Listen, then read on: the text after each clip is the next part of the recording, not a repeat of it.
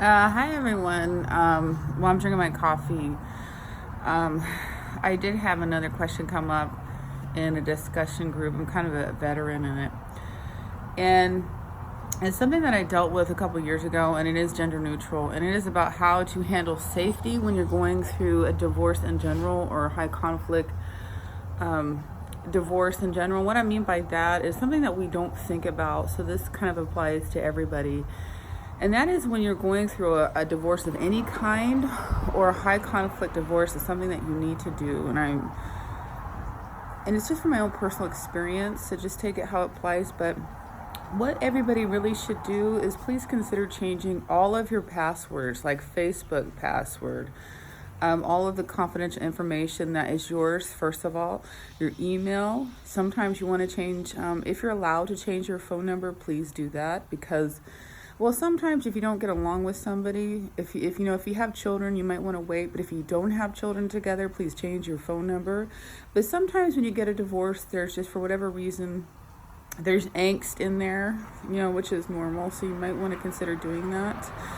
But what I've noticed, and many other people in general have noticed, that for whatever reason, people are nosy, and we have a problem with people going onto Facebook and they watch, as normal. They want to see what their ex-partner is doing, and this, or family members do this, friends do this. It could be anybody, but when you talk to other people, there is a problem of people going on and spying or watching the other partner, or they'll have, a girlfriend, boyfriend, friend, whoever, this is general, and they'll go on to their Facebook page. And then I've had it, my own experience where there's been a person on there that has come onto my Facebook, and they literally followed me onto every single group that I was on, and we caught them, and I had to literally stop going onto the face group pages, and that was so bizarre. So for my own personal experience and to many other people, and I'm talking, more than a handful, our advice is just to please change your Facebook page. Sometimes, I've even heard that people dumping their Facebook page, kind of going blackout and making an alternative. Just a different one under your maiden name or something else, or maybe just, a childhood name, a nickname or something. It's just another safety issue, a precautionary issue that you might want to do. And just kind of stay low, stay quiet during that time, because unfortunately people have issues that they're going through during that time. But you don't want to lower yourself to anybody else's standards. And I'm talking to both sides, because it's just during that time where you are going through divorce. It's very tough for everybody, and it's kind of the best thing to do is to stay quiet. And you will find that people will do that. You will, get mysterious phone calls occasionally. Don't answer the phone. If things get strange, if somebody starts calling your phone number, if you can't identify the phone number, don't answer it. If you get weird messages, I want to meet you somewhere, don't go. Obviously, most people know this, but just in case, if you don't, like I said, if you have to change your phone number, please change your phone number. This is just things like that. But a lot of it is the social media, because a lot of people, not all, but I have seen where unfortunately a partner will use this information against you, or they will have somebody else use this information against you. And also CWS, I know they don't like to admit this, but sometimes, even though they're not supposed to, let's be honest, I have heard cases where, in my own personal experience and a couple of friends, that they do like to watch. And especially if you're during that case, and it depends on your personal experience, they will watch your Facebook. And I of course belong to several support groups, and they watch the support group. So if you're in a support group on Facebook, especially if it's child welfare service support group, please expect them to read what you post. Just a little healthy paranoia. Please expect them to read what you post. Be careful what you put on Facebook of any kind. Nothing is sacred on there. So if you have nothing to hide, don't worry about it. But if it's a public group, please be careful what you post. You don't want everybody having your information out there. Even if it's a divorce support group, usually if it's private, most of the people don't talk. But the reality is there's my hair's going crazy. There's been a couple of times, like myself, and I do know of one gal, unfortunately there was a person on there, whether I'm not going to say what type of person, but That was, as we say, a flying monkey for someone else. And it was just devastating because, we had been talking to this person, like we didn't realize who they were. And so it can be devastating because you're there in these support groups just to kind of get over, the trauma or the stress of divorce or the stress of what you're going through. You're not there to cause drama or trauma. You know what I mean? You're there to get over something. So I just tell people, both genders, men and women, because I know that everybody goes through something. And there are support groups for men that are going through divorce, and I think that's so important because there's two sides to every story, and in between lies the truth. So it's about both genders. So whoever you are, please be careful with what you post. Change all of your passwords, credit cards, if you have any, house bills. If you're going to go that way, I'm not sure of your situation, Facebook, anything social media. Like I said, again, if you have to change your cell phone number, please do that. But if you have children, please go by the divorce court creed. I'm always very strict about that. Whatever you do with CWS, again, keep copies, sometimes double, triple copies of everything. Always, if you have an issue with your social worker, go to their supervisors. If you need to have copies, give one to the social worker, one to their supervisors, so you check yourself and you protect yourself. Remember, this is about you and your kids, about yourself, even with your partner that you're divorcing. One for yourself, one for your attorney. Always support your attorney. If you have an accountant, please get your stuff together. It's okay if you can do extensions on your IRS. I'm just kind of going through the routine, because divorce court is so crazy, so stressful. You're going to forget things. That's normal. It's okay, because like I said in my last videos, every time you turn around, there's something that's always going on. So expect things to be crazy. But the most important thing out of all of this is remember you're separating. And you want to do it with kindness. If you can, it's going to be hard, but with logistics, with respect, even though it's hard, and just step-by-step strategy, because you want to make it as easy as possible for yourself and the person that you're separating from. And the less stress, the less mess, right? And so that's the best thing that you can do for yourself. Because remember, always expect, especially if you know this person that you're divorcing from, man or woman, if you know that you're seeing signs of high conflict, just expect the worst, but hope for the best. And so if you can document everything and then separate your passwords and a lot of the other stuff, your banking, if it legally is yours, especially if it's inheritance, depending on what state they cannot have it, please go access that too. Go get an attorney and check everything. Please protect your assets. Protect everything. Do not allow them anything. Do not sign any court documents without an attorney. Don't sign anything. So separate everything. And if you have friends, the other thing I want to say too, this is so important, unfriend them. Whoever you guys have friends together, they're not your friends anymore. They were your friend. If you met these people underneath that person, those friends are that person's friends. They're not your friends.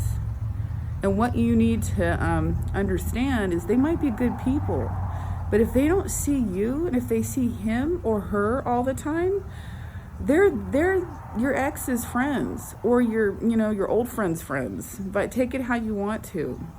They're not your friends. And so unfortunately, you don't know what they're being told about you.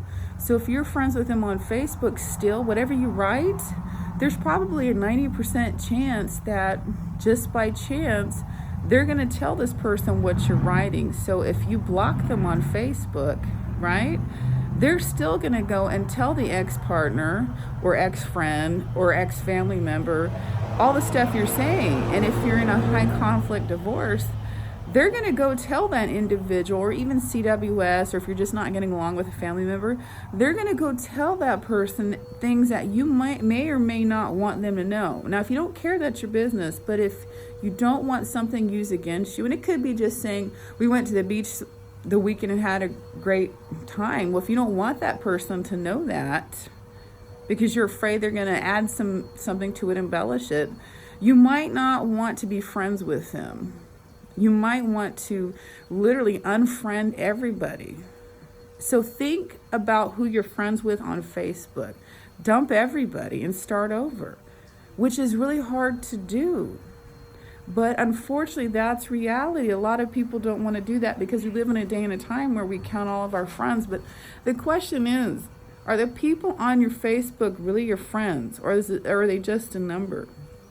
Because unfortunately, when you do have to go to divorce, these people can and will be used against you. Now, not everybody's like that. There's a lot of really good people. But remember, during that time, and I've always stressed, there's 24 months of chaos. And there's me and a lot of other people, men and women, that will tell you, hey, look, you need to get your shit together and understand for 24 months is going to be a circus. Now, after the 24 months, people are going to realize, hey, there's two sides to every story, and in between lies the truth. But during those 24 months, you need to be careful who the hell you talk to. And so needless to say, if it were me, like I've done, dump everybody. And then slowly in time, those that are really care about you, are really your friend, they're going to come back. And also, you might lose some relatives. And the reason why is because just in general, some relatives you just don't get along with, or they just don't like you, or for whatever reason, you're just not close to. It doesn't mean they won't come back later. A lot of the times they do. Say, for example, you just don't talk to them a lot, or you have a difference of opinion. It doesn't matter, but sometimes you have to clear everybody out. But that's okay, because that's the only way you can protect yourself, whether it's from CWS or just keeping your money, honey, right? Because you're going to be dumped out on the road, whether it's you, a man, or it's you, a woman. You got to get an apartment. You got to keep your job, right? You got to keep the lights turned on. How you going to do that if you got people calling your job all the time? How you have people trying to get you fired if that's your situation? It's not going to happen. What you going to do? So you have to literally think about everybody that you're with. And as a veteran in this situation, I can tell you that it'll save you a lot of time and a lot of pain if you really think about who the hell you want to talk to. And like I said, this goes for men and women. I don't care who you are. And I always say this because there is that discrimination where it's either women only or men only that are isolated. No, there's no parent alienation. There's no parent poisoning. There's no favoritism. Men are not the only one that suffer from parent alienation and parent poisoning. No, women are not the only one either. I've seen everything. It's both sides. Look, everybody hates everybody when they're getting a divorce. Nobody cares. They're all mad at each other. So look, stop hating each other. Just protect your shit. and let's move on. And just, okay, if you want to split, go for it.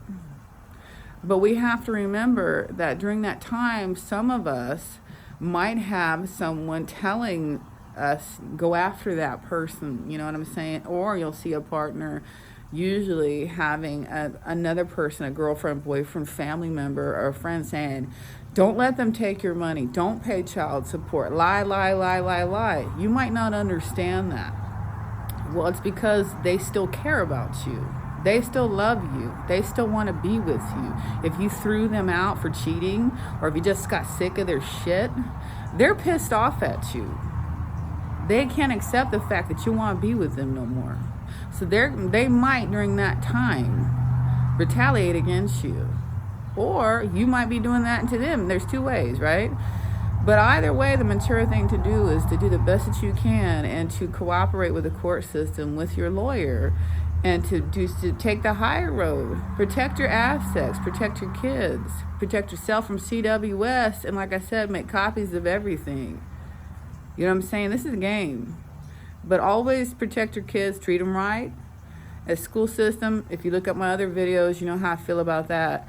But when you're dealing with somebody, you need to understand that, like I said, their friends are their friends. Your friends are your friends. But sometimes when you're going through crisis, you're going to see people's real character. And that's, you kind of go around and around. But when you're talking to people in support groups, you see so many people that go through this.